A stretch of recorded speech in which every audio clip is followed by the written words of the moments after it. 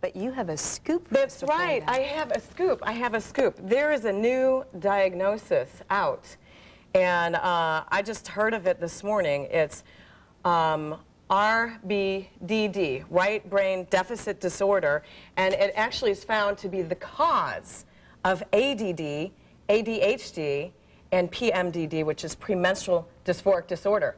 And some of the characteristics of RBDD, right brain deficit disorder, are inability to tolerate difficult emotions in women and children.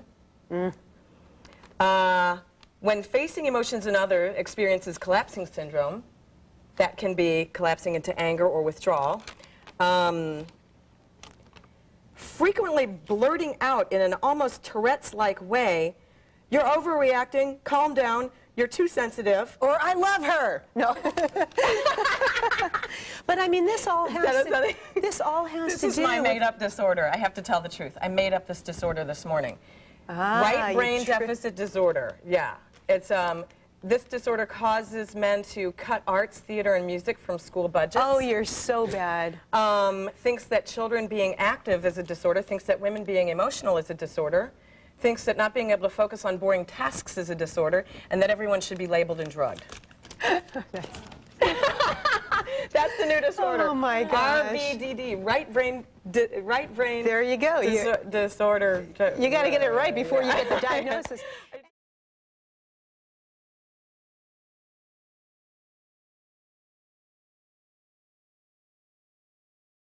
In my world, in the last 12 years that I've been treating ADD and ADHD without drugs within 3 to 5 counseling sessions, ADD and ADHD doesn't really exist.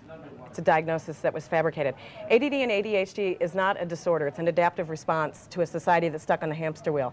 And that's why it's so easy for me to cure it within 3 to 5 counseling sessions. Do most people say, come on, 3 to 5 counseling sessions? I mean, we got kids on drugs out there and things like that. Yeah. Most people say, come on. And I say, really, usually takes only 3 sessions. Doesn't usually really take 5 sessions. What is the key? Well, the key is presence and inspiration. ADD and ADHD is really an indicator that the child is needing more of the right kind of attention.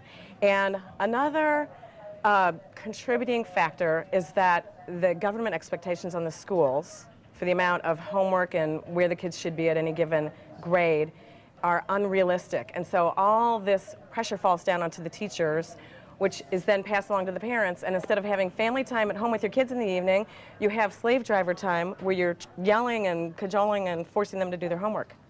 They have more depression and anxiety now because of the amount of homework they have to do. Yeah. The tendency was, when I was a crisis counselor, that almost all of the suicide attempts were with their own drugs. And I'm seeing an alarming trend, especially in the last 5 years, with a lot of children, little children, grammar school aged children, 5th grade, 4th grade, their parents are bringing them in for counseling with anxiety attacks and suicidal ideation. And what the kids are telling me is, I can't sleep, I can't eat, I'm too upset that I can't get my homework done. There's something wrong with me because I can't get my homework done. So I'm thinking, I'm 46. When I was a kid, we didn't have homework until 5th grade. We had a little bit, and then 6th grade it kind of started, and then 7th grade, junior high, we're starting to really do homework. Well, no doubt things are much different now. Raising Humane Beings is the book, and where can folks get this? At Borders Books in Phoenix, Changing Hands Bookstore. They can order it off my website, janefendelman.com, and someplace else I'm not thinking of, but call me. Just call me. Or Google it. That's Google me. Way. Jane, thank you so much. We appreciate you coming down. You're Happy so New welcome. Year. Thank you for having me.